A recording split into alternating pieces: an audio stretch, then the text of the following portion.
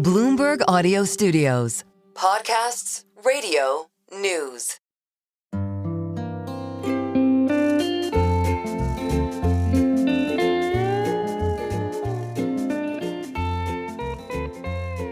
Hello and welcome to another episode of the Odd Lots podcast. I'm Tracy Alloway. And I'm Joe Weisenthal.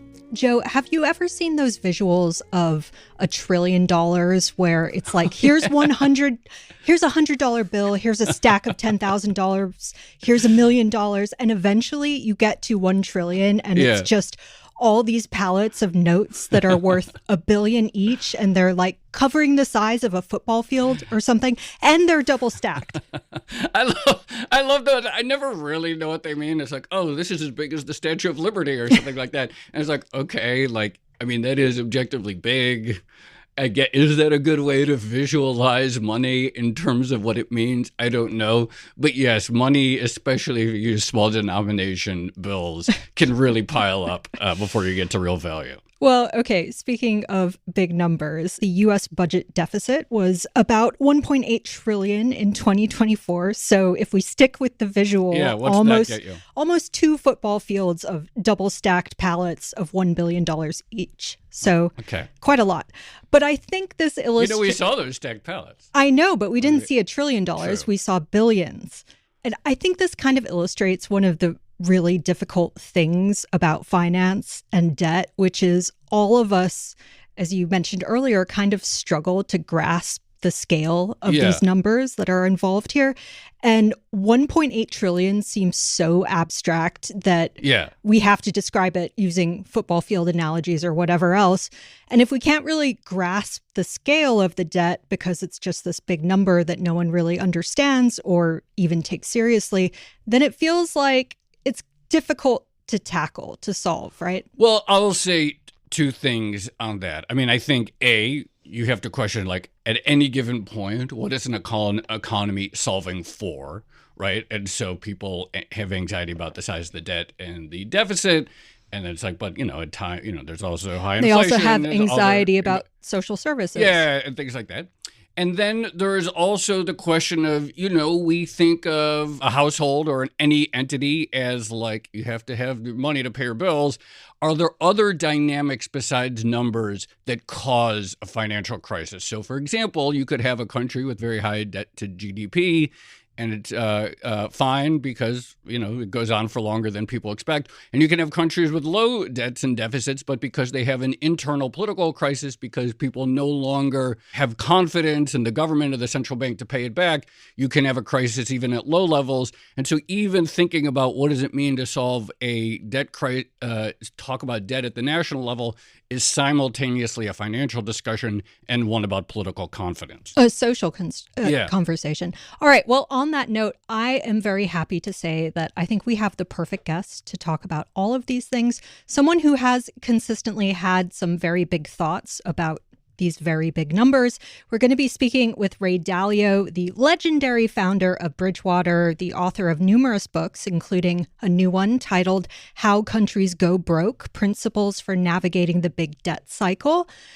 And most importantly, a key player in the invention of the chicken nugget. I am very excited. Ray, welcome to the show.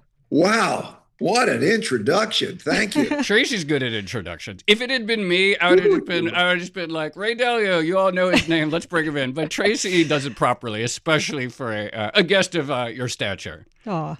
You do pretty good too, Joe. Thank you for having me. So I want to start with the really important stuff. So first, let me just thank you on behalf of millions of Americans for your contribution to the chicken nugget. What did you do exactly when it comes to chicken nuggets? What was your role? Well, when I was pretty young, I started trading commodities because they had the lowest margin requirements. So I figured if I was going to be right, and I wouldn't do it if I wasn't going to be right, that I would be able to get the most amount of leverage out of these. And so I started trading commodities before most people started to trade commodities. And then that led me in 1973, when I graduated from business school, to become a commodity investor, sort of, And what I did was I was in charge of institutional futures at one of these brokerage houses. And that brought me in contact with the mechanics of how hedging and how chickens and grain and everything works. So fast forward, I got to meet the biggest chicken producers in the world, and McDonald's hired me as a consultant of sorts to advise them on how they were going to safely price the chicken McNugget. You see, their worry was that this was very volatile times then, and their worry was if they bought the chicken and they put it on the menu and the prices changed, like went up a lot, they'd have to change the menu price. So they needed to know that they could have stable prices. And we talked, and I knew that the mechanics of chicken, how do you produce it? There were little chicks and they didn't cost much. And what cost most of the money to make a chicken was the corn and soybean meal that they produce as feed to feed them, to get them to be big chickens, and so on. And so I went to one of my chicken producing clients and McDonald's, and I showed how this chicken producing client could hedge the price and give them a stable price. And because of that, they were able to put chicken McNuggets on the menu. I love this story for multiple. I love the idea of creating a sort of synthetic financial chicken McNugget price through the inputs. I want to say, for a long time, I probably bought into this view that the real creators in an economy are the farmers and the growers and the entrepreneurs who come up with a distribution mechanism. And it always sort of the people in finance are things, is seen as like, oh, they're just sort of speculating or betting on that. And I've changed my mind over the years. And there are many good ideas in the world that people have on paper in labs and so forth that never exist because the financing mechanisms to bring them to place don't exist. And so I would say that if you especially in 1975, when I imagine we didn't, in the mid 1970s, when we didn't have the same level of easy running computing power and as liquid markets, et cetera, that someone who figures out how to create a synthetic McNugget price is as much the inventor of the McNugget as the person who figured out how to, ball and fry the chicken. You think I can claim being the inventor of the chicken nugget? I know. Well, I think that'd be overreaching. Okay, well, anyway, I love that. I love that story. All right, so I want to get to debt, the actual important things. So the thrust of the new book, it kind of reminds me of one of my all-time financial favorites, which is A History of Interest Rates by Homer and Sidney. And you're kind of taking a similar approach, although maybe you're not going all the way back to ancient Babylon or something like that. But why did you decide to focus on debt cycles? What's the allure for you, and what do you learn from history? In 1971, after I graduated college and before I went to business school, I clerked on the floor of the New York Stock Exchange, and I followed the markets. I followed the markets since I was a kid. I first got involved in markets when I was 12. I used to caddy, and then it was the time of the stock market, and the stock market was very hot, and I took my caddying money and I did that.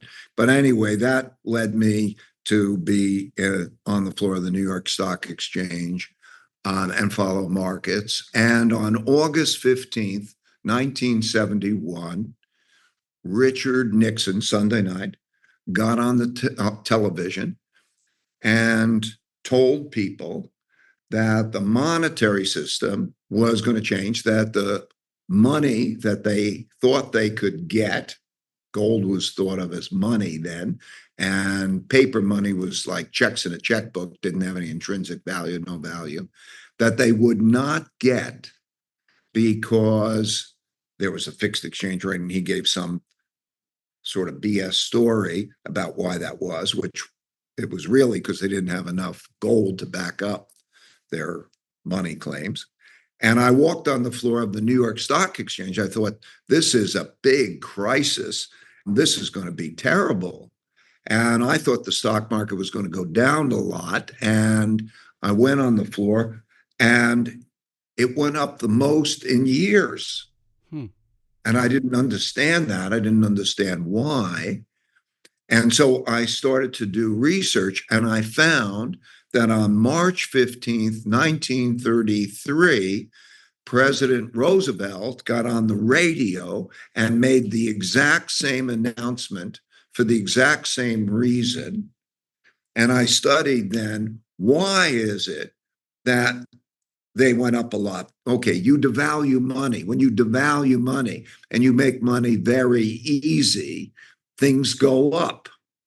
And so I learned not just the nature of that mechanic, but I learned that things that surprised me in my life often were things that never happened in my lifetime, but they happened in times in history. So I studied the Great Depression. I figured, okay, I should study all big things that happened. And I studied that Great Depression. And as a result of doing that, in 2008, I was able to anticipate the global financial crisis ahead of it. And the reason is because when you have a debt crisis and interest rates go down and hit zero, so they can't go down anymore, cutting interest rates anymore is no longer going to work. And what I learned from studying this event in 1933 is that when that happens, the government prints money and buys the bonds. So what happened in 2008 was exactly that. And I wouldn't have understood it if I didn't study what happened back then. So that changed my whole approach to decision making, which is also why I did this study recently, and that came out as the book that you referred to, Principles for Dealing with the Changing World Order. I needed to study things that hadn't happened in my lifetime. So we'll get into it. Yeah. There are things that are happening to us in our lifetimes that haven't happened before, that you have to go back to the 30s or other periods of time to understand. And related to that is this money debt thing.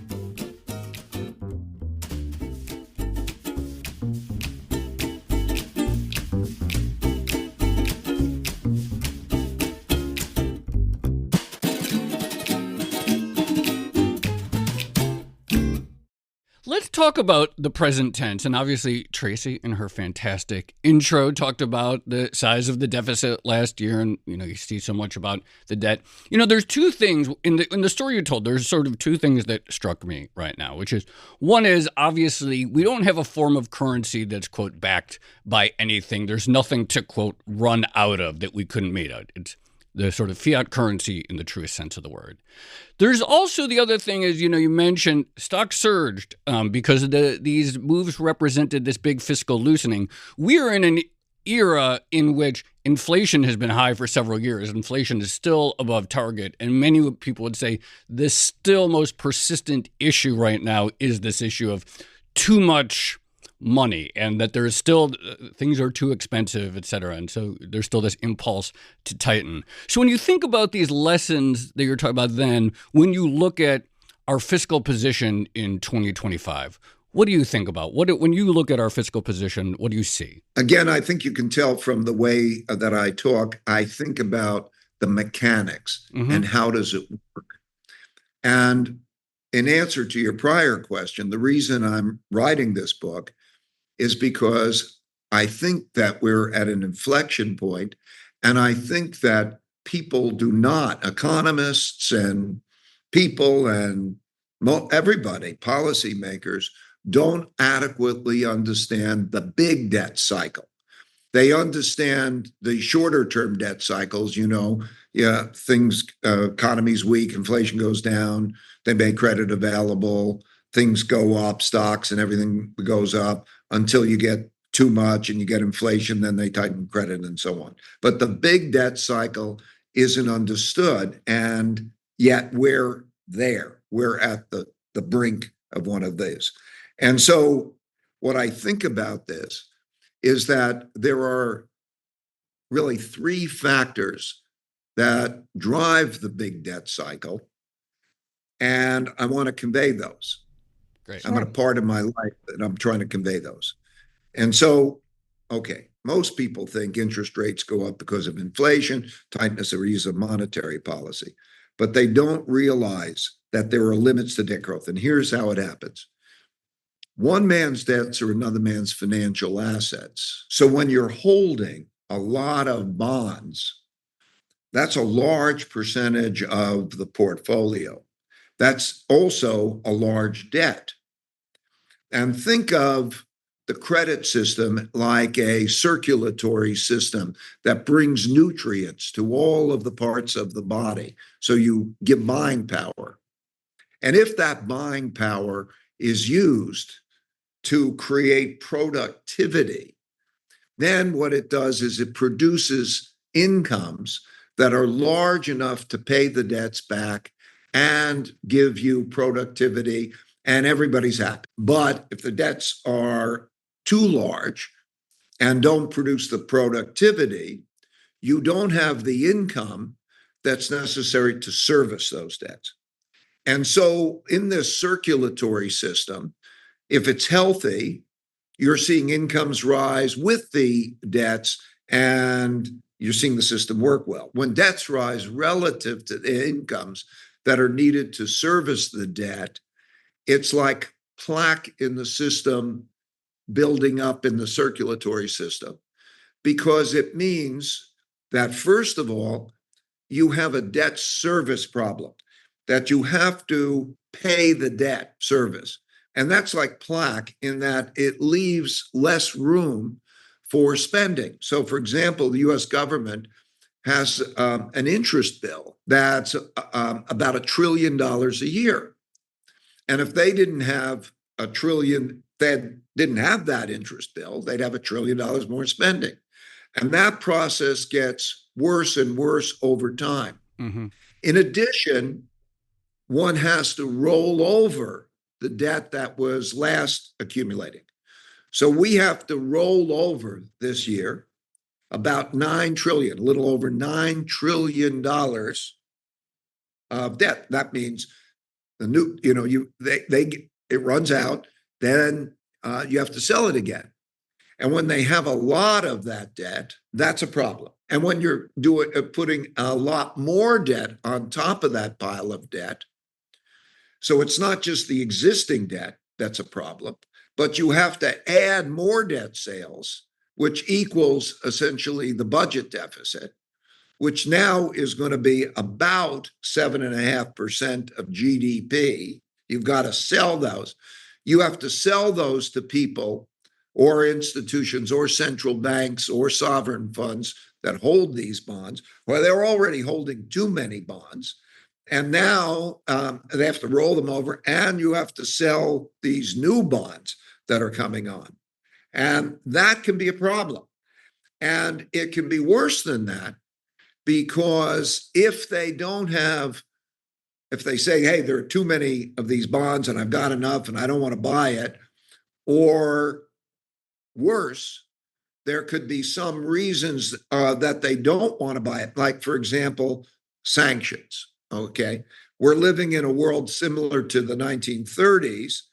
And if I was the Chinese, I would worry that what would happen to me might happen, what happened to the Japanese in the 1930s, which is that we froze their bonds, meaning they didn't get their money. And so nowadays, with sanctions, too many bonds, and so on, when I calculate who are the buyers and how much do we have to sell, I find a big imbalance. And I know how that works.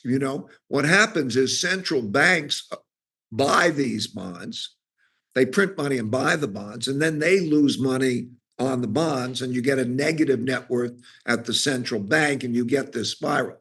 When you reach the part of the cycle that you have to borrow money to pay debt service, and then people, the holders of those bonds say, okay, it's a risky situation. In the private credit market, we call that the debt spiral, the debt death spiral, because when you have to roll over the debts, but it's risky, the credit spreads go up. And when the credit spreads go up, then it adds to the debt service and it becomes a spiral that's a problem. So the way I calculate it is that we're quite near that point. Can I just press you on the inflection idea? Because I think this is one of the things that people really struggle with, because it is true the US has a lot of debt, and it's true that it's issuing more debt in order to pay down interest. But at the same time, nothing really bad has happened quite yet. And I think there's a sense of, call it maybe debt doom fatigue. We've had warnings over the deficit for decades now. How do you actually go about figuring out when the cycle will turn, or what specific things do you look for as the proximate catalyst for that inflection point? Well, that's why I wrote my book, How Countries Will Go Broke. That, by the way, when I say it's a book, it'll come out as a book, but I've made it free online for anybody who wants to read it. And what I wanted to show was the actual mechanics of how that happens. So I hope your listeners will get it. And it's free. It's there for you to start to consider. And what it is look at that mechanics and the signs that you can see that happening. In other words, first, start to do the supply-demand analysis. Simple. When that dynamic I described starts happening, you can see it because the amount that is sold is not bought by the private sector anymore, or those other buyers. And then the central bank has to come in and then print money and make up that difference.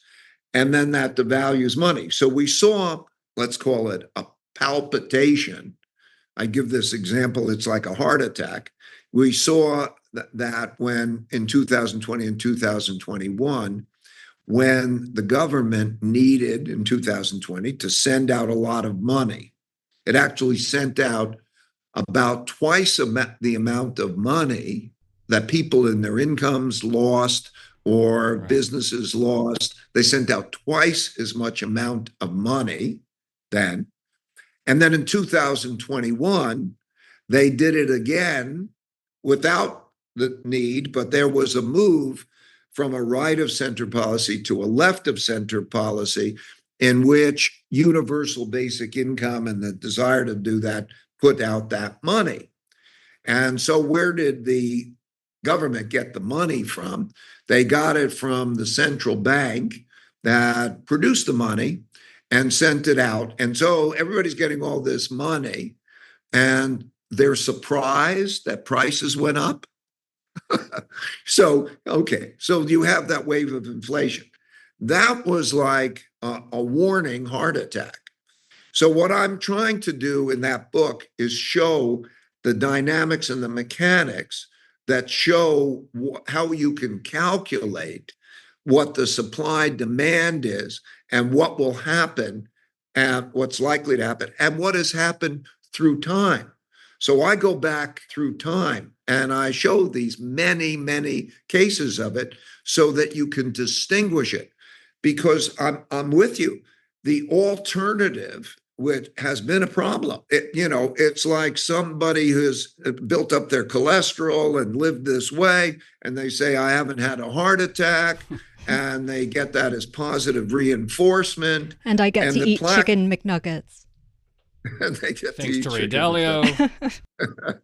And there we are. So the question I have for everybody, for those in the administration and for others, is that dynamic, which you can see replayed out in there. You could see the moment by moment, literally month by month changes that are the symptoms and the indicators that you're having a heart attack, an economic heart attack, a debt crisis. It's shown in that book. And the only thing I want to do is, first of all, say, is that logical? Do you see it? And so in our conversation, I can't show you the charts and the numbers and so on, but I can tell you. And so we should be asking ourselves, is that logical? Has it happened before? And then what do we do about it rather than say we don't have to worry about it? What does it look like specifically? Okay, you walk through the math, and you talk about, at some point you could talk about supply and demand, and is the demand actually there? And there have been warnings, as both you and Tracy acknowledged, for years, and we have these little tremors or maybe heart attacks and so forth. Let's say it happens, and I don't know what it is, but what is the equivalent in 2025 or 2026 or 2027 of Nixon suddenly taking us off the gold standard? Is it, and you sort of hinted at it, do you see plausibly mixing up with geopolitics and the trade wars an equivalent of saying we don't acknowledge China's debt, that's not real debt, we're freezing it, we're paying it off, they have no claims to it? Is that something that you could see happen? What does that day look like in your view? That day looks like what happened on August 15th, 1971, but just much bigger. What you'll see the supply-demand problem. You will see a spike in interest rates, a tightening, very much, by the way, these always happen. That happened in 2020. You'll see a spike in interest rates. It will show up as interest rates rising and the value of money going down, particularly in relation to gold or other currencies, perhaps, although this is something that will affect all currencies because they'll all be in the same. They'll all depreciate again together. And you'll see the rates rising, even though the Federal Reserve is easing. Then you will see the Federal Reserve come in and buy and do another QE. And then you're going to see the kind of reaction that you saw back in 2020 and 21, where not only the inflation component, but gold and other asset prices, in a sense, going up. It'll look like that. But just to be clear, I want to press on this point. What is the equivalent announcement of a Nixon going off the gold standard in August 1971? What is that thing today? Is it? They won't. Because we have a fiat monetary. Yeah, policy. so it can't be the same. It doesn't require an announcement. But Okay. do you expect there to be a policy announcement of we are no longer paying the debt, say, owned by China? I'll tell you what you will certainly see, and then I'll tell you what you will possibly see. What you will certainly see is the Federal Reserve coming in and buying a lot like it did, and it doesn't have to say an announcement, but it'll come in like that, like they did in 2008 or like they did in 2020, except in a bigger way. But what you might have in preparation for that, like in 1971, is certain actions taken to deal with that issue, such as extending the maturity of the debt. These are possibilities. You say you're not like a default on some people's debt. Yeah, but I think the government would do it such as that country is going to be sanctioned, and therefore to sanction them, we are not going to pay the debt. That would be a very classic and certainly fireworks should go off in your mind about that signal. I'm not saying it's going to happen, but that is one of those things. And you could see then the government saying that they're going to restructure the debt. They won't say it's a default. They will say, under this policy, we're going to be better off if we don't default, we won't change what you're going to get paid, but we're going to spread it out over more years. That'll be a restructuring of the debt, combined with some monetization of the debt. In other words, a central bank policy where they're buying some of that debt. That'll look like that. If it gets bad, then you could have more extreme things happen.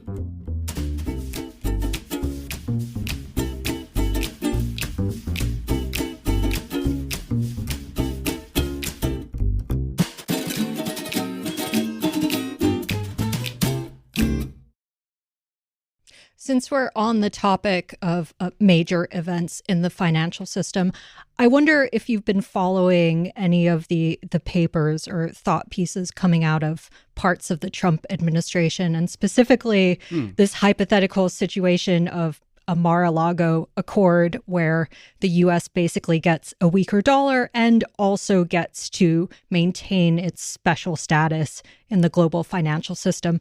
What do you think about the possibility of the U.S. restructuring the entire system so as to further benefit itself? I think that that's a real possibility, and it's done semi-secretively, but I want to be clear what that's like.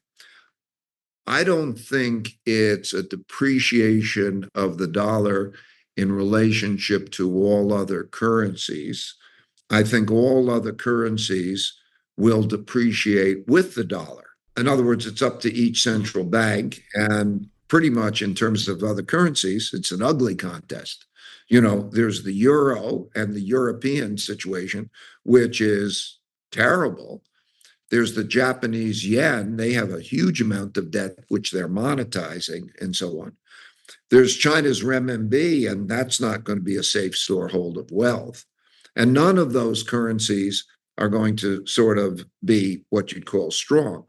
So I think it would be very much like the 1970s, which was very much like the 1930s, in which they all go down in relation to gold or other hard assets like that. And, what is the alternative money will be the question. What's the alternative money that is stable in supply? Bitcoin might be a bit part of that, could be a big part of that. But what is the alternative money? Because debt is money and money is debt. When I say debt is money to come. You're holding this and people are going to give you money. And money is stored in a debt instrument. When you're holding your money, you're putting it in a debt instrument. So they're one and the same. When you have too much debt, it goes down. So I would think it's more like gold, Bitcoin. What is the alternative money?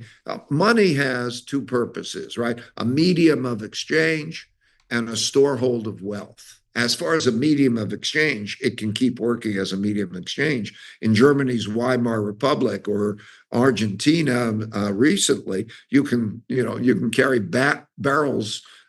wheelbarrows of money, and you could still exchange it. So they had so much that they couldn't count it, so they weighed it. This is literally the case. So the money can be used for medium exchange, but as a storehold of wealth, it's not going to be used. And people will look for other storeholds of wealth that are movable and tradable. So like in the 30s and then the 40s, what did countries do with each other? They're not going to trust that the other country's not going to print the money or do that. So they exchanged gold, because gold has the attributes. It's limited in supply. It's not easy to manufacture. And throughout history, it's been held by central banks. It's used. Today, gold is the third largest reserve currency. It's the dollar, then the euro, then gold, and then the Japanese yen. And so that's why I'm saying, I think that in that particular dynamic, you say, well, what is it that's the storehold of wealth? And you see, and I emphasize gold, but Bitcoin too has elements of that. It's not real estate, because real estate is nailed down. You have a problem with real estate. Real estate is nailed down. You can't move it around. It doesn't work that way. It's very interest rate sensitive. So when interest rates go up, it hurts it. It's also very easily taxed because it's not moved. You can easily tax it. So it's not like it can be exchanged. So there's a very limited number of alternative monies. So, when people say something like a Mar-a-Lago Accord and they hearken back to the Plaza Accord, that was clearly about we want a weaker dollar because we want it weaker against other fiat currencies for the virtue of strengthening American manufacturing. What you're saying then is that it couldn't work that way this time. We can't think in such a tight analog because it's not going to weaken just against other currencies. It'll weaken against hard assets. Just real quickly, if we had you on if we had you on the podcast in 2015, we were talking about something else. Are you more exposed in some way, more bullish on gold today in 2025 due to this than you were, say, if we had been talking to you 10 years ago? Oh, yes. I think that gold, and I'm not trying to harp on gold, and I Sure. don't want people to run out and go buy. They will, though. They will. But keep going. Okay, Keep going. so let me restrain them. Okay, I want to restrain them. I want to say what you don't know about the future is far greater than anything that anyone knows about the future. So we always have to be humble. What you need is a proper diversification to create a portfolio. And what that means is if you look at gold, gold does well when those other assets that you're typically holding in your portfolio don't do well in such a crisis. Okay. So if you're holding, let's say, a lot of bonds or those types of things, the optimal amount in a typical portfolio is in the vicinity of a little bit less than 15%. Like if you didn't know, you would hold, but let's say it's 10%. Okay. A prudent amount, that kind of little bit of gold serves as a protection and diversifies the portfolio.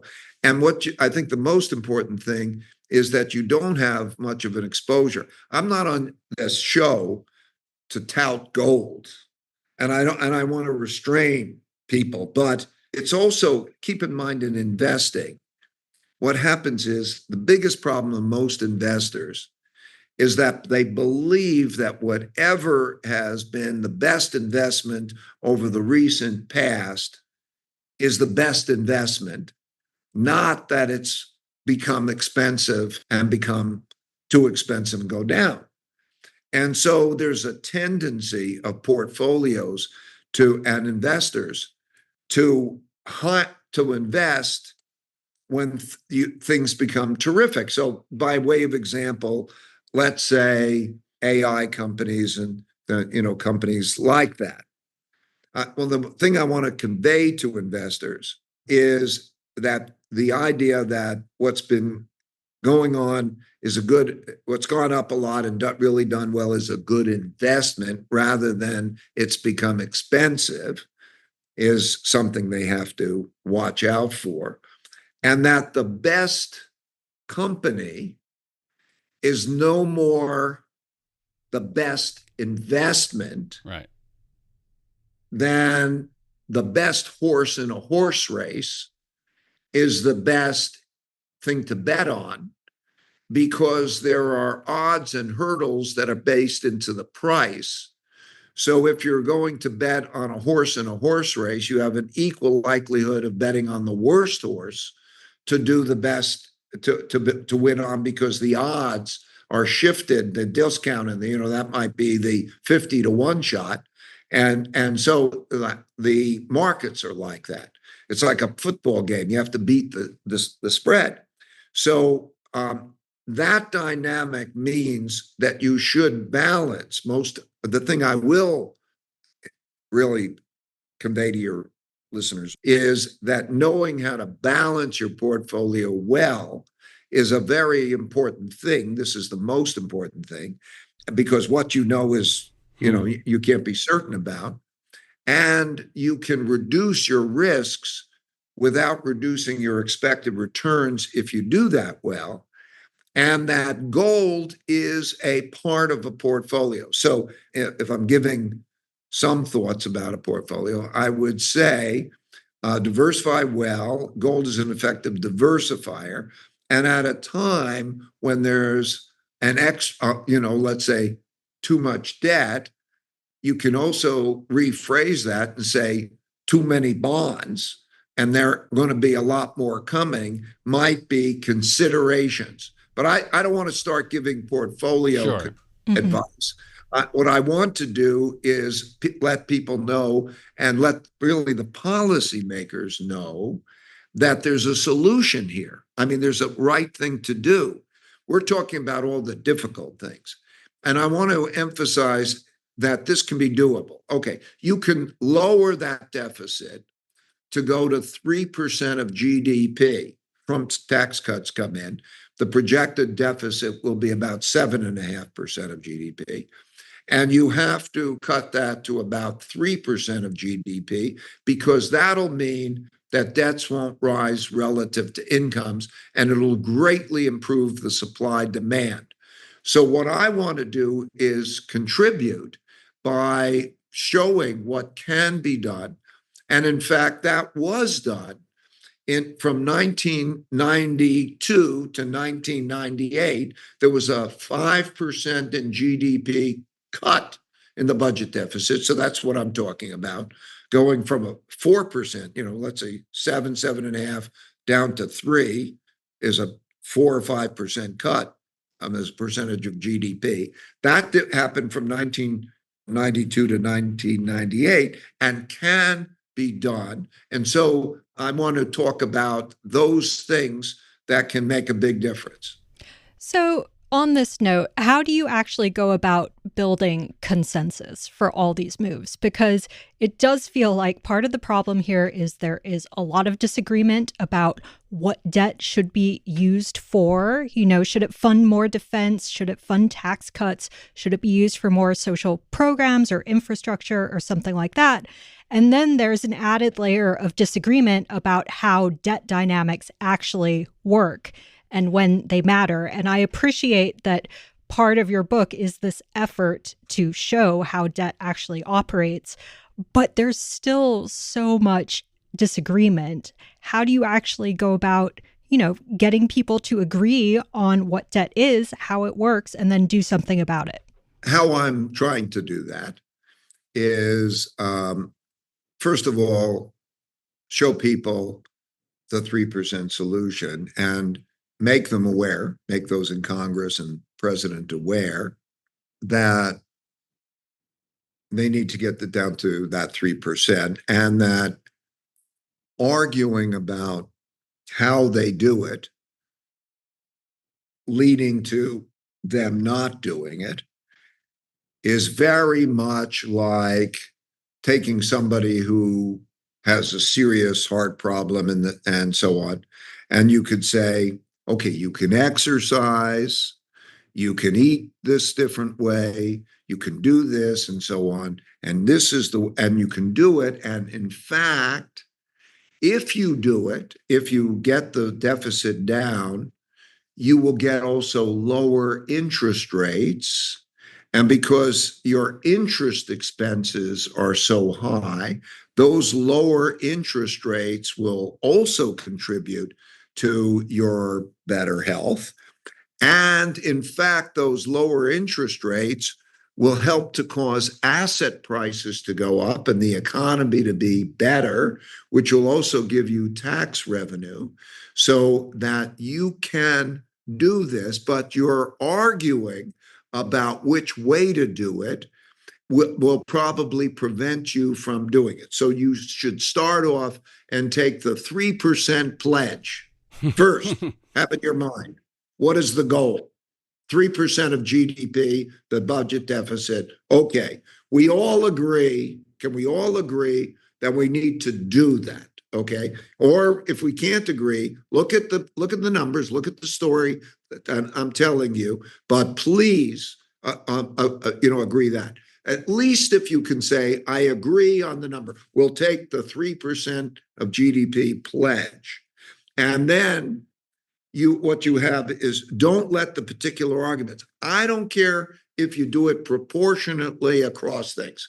If you took every item that you can change that contributes to that increase in taxes, cut spending, if you just did everything proportionately and you use that as your backup, if we can't reach agreement, we will do it all proportionally across everything. Great. There are better ways to do it, but at least you did it. But if you don't do it, so you're going to be in trouble. So that's the reality, because it will be public conflict, and it probably won't happen. So that's a choice. And if you don't do it, then take the responsibility. Say to yourself, If you don't do it, and there's the crisis that I'm saying will come. And I can't tell you exactly when it'll come. It's like the heart attack. I can't tell you exactly. You're getting closer. My guess would be 3 years, give or take a year, something like that. Okay, if you don't do that, and then you own it, okay, that you have to take responsibility for the consequences. And if you say, okay, I got this 3% solution, I'll find it, and yes, own it, because you will own it. I mean, when the economy and this heart attack of sorts comes along, then you're going to find yourself that the voters are not going to be very happy. So you own it. Treasury Secretary Scott Bessent is verbally on board with what you call the 3% pledge. He also talked about 3% GDP growth, and I think a 3% increase, or maybe more oil. Extending the tax cuts permanently, is that consistent at all with the 3% pledge, or do extending the tax cuts permanently increase the chance of this economic heart attack? It depends on the whole dynamic of whatever is done. And I mean this in the following way. You can get tax revenue. That's what matters. It's not necessarily the tax rates. Raising tax rates is going to get you the same tax revenues, because if the economy is healthy, and then it depends, there's a whole mechanical thing, how interest rates operate and so on, the whole mechanics, you can bring in more tax revenue. A good model to look at was 1992 to 1998, in which there's a mix of things that happen. You can see the right mix. The right mix is going to include those things that will naturally, in a healthy way, lower interest rates and help the economy and so on. It's not a perfect solution, but it's go to that 1992 to 98 period as an example. In my book, I give many examples. The best mix is to properly mix depressing moves with stimulative moves, what I call a beautiful deleveraging. And what I mean by that is that if you raise taxes or lower spending, that's depressing on the economy. However, if you do that with an easing of monetary policy, which is stimulative on the economy, those two things can balance, and either of them lowers the debt to income ratio. But they can balance each other, and that's a well-engineered move. So I want to go back to the question that Joe was asking a little bit earlier and perhaps ask it in a slightly different way. But when it comes to taking action on this specific risk, you said earlier that you have made a lot of money by being able to understand debt cycles, specifically in 2008. Can you give us some examples of trades that you have undertaken in your, very long financial career that have been successful, and get really specific into it? Because I think this is one of the things that people struggle with. We can talk about diversification and managing your risk, but it's very hard to come up with the specifics of the trade. Before 2011, what I saw was there was a leveraging up. So a big sign is debt is increasing much faster than incomes. And that's not sustainable. And what limits it? And back then I calculated that who was buying the debt that was increasing at a fast rate.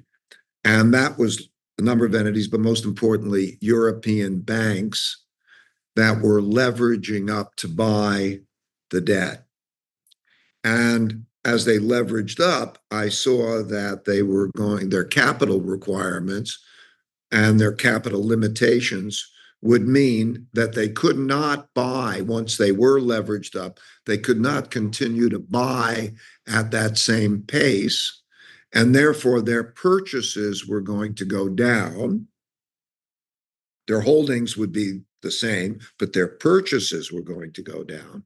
At the same time as I saw that budget deficits would be large, and therefore bond sales would be large, and I saw the mismatch. So, okay, there's a mismatch. So now, what is the mechanics of that mismatch? That means, get out of credit risk, get out of credit risk, equity risk, and so on. And that's an example. Ray Dalio, such a pleasure to have your time. Maybe you're not the creator of the chicken nugget, maybe the father, the uncle of the chicken nugget, but also Bridgewater and numerous books. Thank you so much for coming on the Odd Lots. Thank you for having me. Thank you, Ray. That was an absolute pleasure. You guys know what you're doing. Wow. Thank you. It was a pleasure for me. So producers, keep much. that in. Yeah, keep that in.